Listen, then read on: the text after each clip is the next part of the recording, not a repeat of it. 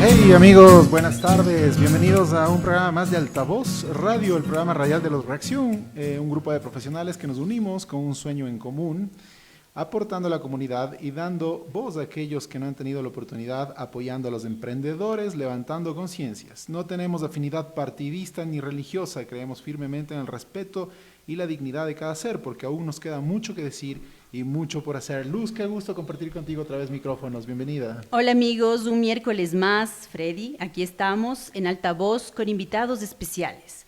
Nuestra primera invitada es Verónica Chiriboga Cosari. Ella es coach sistémica, coach ontológico, tiene certificación en Business Coaching del Tecnológico de Monterrey. Tiene un diplomado de tanatología para acompañamiento de pérdidas, cambios personales y profesionales. Y es la gerente de Coaching People. Bienvenida, Verónica, y qué gusto tenerte con nosotros. Muchísimas gracias, Luz, por la invitación. Freddy, qué gusto. Encantado. Qué gusto tenerte acá, Verónica, bienvenida. Amigos, muchas gracias. Sí, súper, qué chévere tenerte. Amigos, ahora que estamos viviendo momentos críticos, nos cae de perlas tu aporte con este tema. Gestionar el miedo y la ansiedad ante el cambio. Verónica, para entender un poco qué es el coach sistémico y qué es el coach ontológico, ¿cuál es la diferencia de estos? Bueno, mi querida Luz, en el ámbito del coaching tenemos ahora una diversidad de especializaciones. Cada una aporta al desarrollo del ser humano, aporta con información y conocimiento para que cada uno de nosotros descubramos lo que ya está en el interior. Entonces, si hablamos, por ejemplo, del tema en términos generales para poder comprender un poquito más el efecto del coaching en la vida de un ser humano, es como si aprendemos a aprender esta linterna que está en nosotros para descubrir eso que nos hace falta para avanzar en la vida. Si tú me preguntas una diferencia entre la parte sistémica y ontológica, yo te diría que en realidad se complementan. La ontología es ese estudio, ese conocimiento que tenemos como seres humanos, que nos permite también desde ese conocimiento y ese respeto poder entender la legitimidad de cada uno en su proceso de aprendizaje, sin tratar de presionar o exigir a una persona que haga algún tipo de transformación que no sea por su propio descubrimiento. Esa es un poco la parte ontológica y yo diría hasta mágica de esto, ¿no? Y la parte sistémica es más bien la relación de este ser humano con el entorno. Entonces creo que desde la ontología hacia afuera es un buen complemento. Es un buen complemento porque también lo que tú haces influye, lo que haces y lo que dejas de hacer influye tremendamente en tu contexto, en tu entorno. Súper. Bueno, cuéntanos ahora, Verónica, ¿has tenido miedo, ansiedad? Cuéntanos cómo lo manejas. Claro que sí, Luz. Bueno, acá tengo noticias para todos ustedes.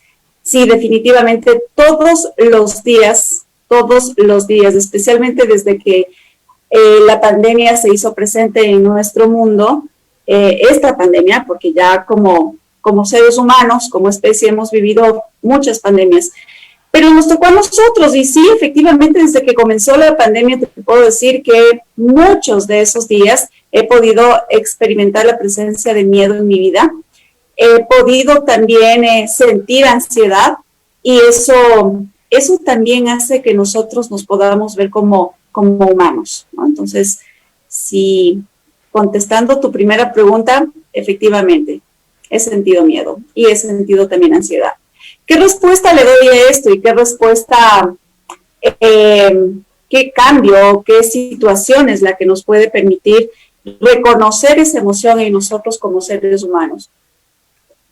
Si quieres, comenzamos a hablar un poquito de qué es el miedo, un poquito para darle dignidad al miedo. Me encanta esta palabra, la leí en el libro de Norberto Levi, La sabiduría de las emociones. Me encantó esta palabra porque siempre, o casi siempre, pensamos que el miedo es algo negativo, nos estorba, pero por supuesto que nos estorba porque interrumpe algo en nuestra vida, en nuestro fluir diario. Sin embargo, me gusta hablar del miedo como como esa emoción que también se merece un poquito de dignidad. Súper. Pero cuéntanos, por ejemplo, la incertidumbre ante un suceso inesperado nos causa miedo, ansiedad. ¿Qué nos recomiendas? Sí, Luz, efectivamente, mira, algo que nos está desafiando todos los días, y por eso te decía que efectivamente el miedo es algo que todos estamos experimentando en esto, es aprender a vivir sin la certeza que teníamos de las cosas. Pocos meses o pocas semanas antes de que nos den la gran noticia de que estamos en un contexto pandémico, la mayoría de nosotros vivía con la certeza de que lo que va a pasar mañana se va a cumplir. Entonces, cuando nos quitan, ¿no?, de manera abrupta esta certeza, comenzamos a tratar de entender, tratar de manejar la incertidumbre que prácticamente hoy es una forma de estar, ¿sí? Porque ninguno de nosotros tiene la seguridad de cuándo va a terminar. Y resulta que esto ya lo hemos sentido algunas veces en nuestra vida, pero de alguna manera hemos sabido cómo salir adelante, solo que la diferencia ahora es que todos estamos cobijados por la misma tormenta. Entonces, la incertidumbre es esta forma de poder enfrentar el día a día, el presente, algo que también lo habíamos descuidado justamente por pensar en que en realidad en nuestras vidas había una certeza por delante. Y fíjate que no, es todo lo contrario. No hay nada permanente, ¿sí? En realidad, algo que nos está dejando como enseñanza esta situación es que definitivamente lo único que tenemos por seguro es el momento que tenemos en este instante, ¿sí? Es el instante con lo que contamos. Es correcto. Con lo que contamos, es este instante que nos permite entender como seres humanos que tenemos la manera de poder avanzar y continuar sin tanta certeza, al contrario, descubriendo cómo combinar la incertidumbre. Correcto. Verónica, un poco ya adentrándonos en tus temas de webinar, encontramos que ante esta pérdida de certeza se plantea una estrategia o un pensamiento estratégico. ¿Cómo podemos un poco delinear este concepto para que nuestros amigos que nos están escuchando puedan entender cómo desarrollar un proceso estratégico de pensamiento para enfrentar la pérdida de la certeza como tal? Claro que sí, mira, justo en estos círculos de reflexión que los organizamos los días lunes para dar un poco de herramientas, digamos, de acción a las personas que en este momento estamos viviendo miedo, incertidumbre, es justamente entendernos dentro de este proceso de cambio. Definitivamente estamos entrando en una curva de pérdidas, estamos perdiendo, partiendo de lo que acabamos de mencionar, hemos perdido la certeza, hemos perdido movilidad, hemos perdido trabajos, estamos perdiendo algunos factores muchísimo más significativos. Entendernos como seres humanos, cómo somos dentro de una curva de pérdidas, nos ayuda primero a comprendernos mejor, a darle un nombre y un espacio al evento que estamos sintiendo y estamos transitando. Es decir, reconocernos que estamos en miedo, por ejemplo, es algo que nos va a ayudar a encarar la situación con un poquito más de inteligencia emocional, de gestión emocional. Fíjate que, no sé cómo ha sido de pronto la experiencia de ustedes o de nuestros oyentes, pero muchas veces nos enseñaron a negar el miedo, a ser indiferentes al miedo y verle el miedo como algo negativo, pero no podemos darle ese rol 100% al miedo. Es la respuesta que le damos al miedo que lo hace negativo o hasta cierto punto traumático. Cuando nosotros aprendemos a darle una respuesta y gestionamos y entendemos la presencia del miedo en nuestra vida, minimizamos totalmente o casi totalmente la ansiedad. O sea, ¿sí? Para entenderte, el primer paso es aceptar y entender que obviamente tenemos miedo, o sea, identificar este sentimiento. Es lo que te entiendo, ¿no? Y cuéntanos qué papel desempeña la creatividad. Bueno, mira, cuando estamos en un proceso de miedo, cuando estamos en un proceso de cambio, de pérdida, necesitamos también comprender cómo somos en esta ruta, porque resulta que es bastante normal, ¿sí? De pronto manifestarnos a veces con enojo, a veces con frustración, justamente porque estamos transitando un momento difícil, una crisis, estamos perdiendo algo.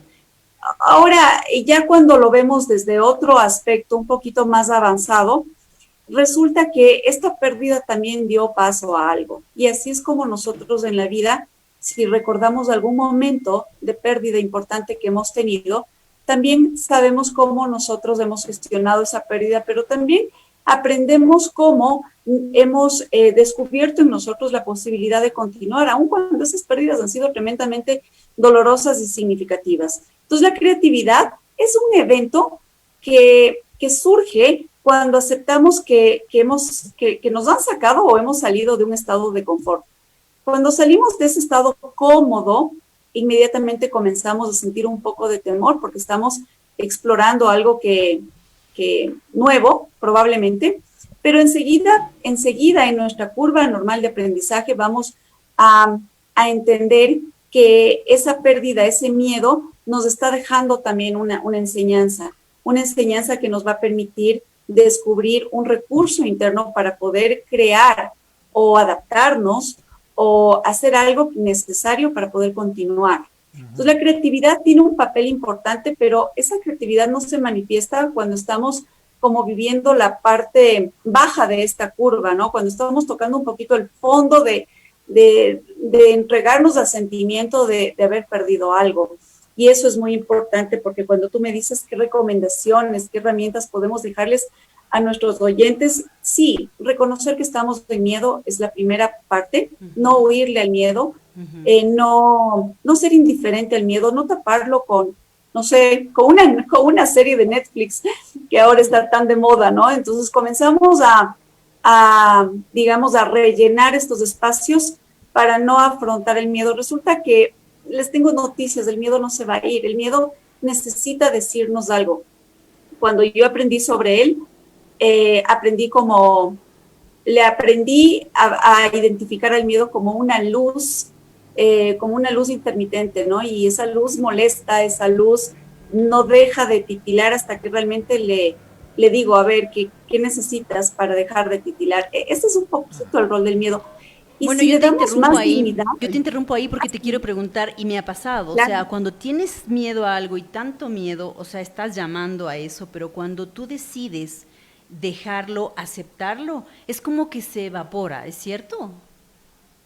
Yo creo que se va cuando hacemos algo que nos hace falta, porque en la presencia del miedo, fíjate que la presencia del miedo muchas veces salva nuestras propias vidas. Claro. La presencia del miedo te detiene muchas veces para poder decir cuidado, precaución, estás en una zona de peligro. Entonces, él se va, hablando de emoción, el sentimiento se va cuando le doy el espacio que me está pidiendo para yo entender qué me hace falta para seguir. Verónica, aquí tomando en cuenta que tú eres experta en el tema y hablando del miedo como tal, creo que cuando hablamos de esta sensación de precaución quizá, o de alerta, o de sentido común muchas veces, o de un pálpito que tenemos, quizá pueda ser entendido como el miedo o capaz un llamado de tu propio ser.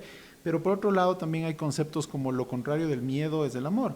Entonces, donde no existe, donde existe miedo, probablemente no existe amor. Entonces, lo contrario ¿qué nos puedes decir de este concepto, ¿no? Lo contrario es cierto que el amor está contrario al miedo y podríamos trabajar con amor para ir limando todos estos conceptos nefastos del miedo, tal vez. Sí, qué buena tu pregunta, mira, Freddy. Lo que yo he aprendido y cómo lo veo, es que los sentimientos no son contrarios, es decir, tenemos como 4 sentimientos bases, ¿no? El amor, lo acabas de decir, el miedo, la tristeza, entre los más importantes, ¿no? La alegría es el cuarto. Todos son necesarios en la vida de un ser humano, no son contrarios, no lo veo como contrarios, los veo como que ocupan un lugar en el momento el momento presente de una persona. Entonces, si en este momento presente sucede algo en mi vida, uno de esos 4 sentimientos va a ocupar el lugar.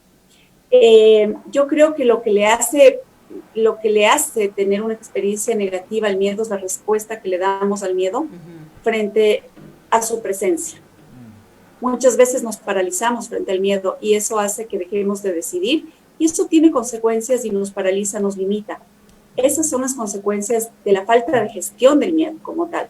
Y en ese momento en el que te quedas con falta de gestión, como tú mencionas, quizá entramos en una zona de confort y no afrontamos situaciones. ¿Qué podemos hacer cuando estamos en esa zona de quietud en la que decimos, bueno, mejor prefiero no arriesgar o prefiero no hacer o prefiero quedarme quieto antes que no hacer nada, ¿no? Quizá esta pandemia justamente nos dio estas lecciones de escóndete en tu casa y deja que las cosas pasen, pero pues hemos visto que los días pasan, meses pasan y la vida continúa y tenemos que tomar acción sobre las cosas y hacer estrategias o hacer acciones estratégicas como tal para poder seguir funcionando.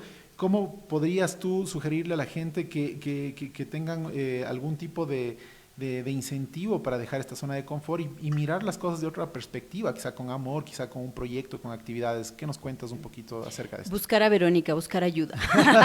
Ok. Vero, cuéntanos.